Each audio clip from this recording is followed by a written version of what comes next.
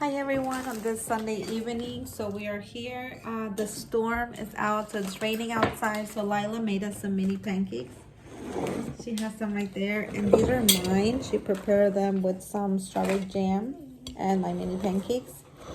And I'm drinking some hot chocolate with them. So there's no school tomorrow, so that's why we are staying up right now. It's only 8 o'clock, so we're fine because there's no school tomorrow. Because the parent conference day tomorrow. So everybody stay safe with this storm. Bye. Bye. Pues hoy está muy lluviosa afuera. Hay probabilidad de una tormenta.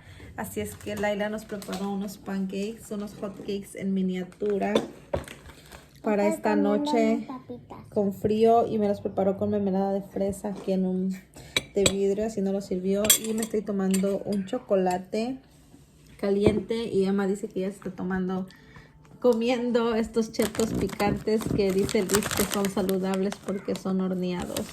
So Emma's eating these Cheetos that my oldest daughter said they're healthy because they're baked. Okay. Bye everybody, stay safe.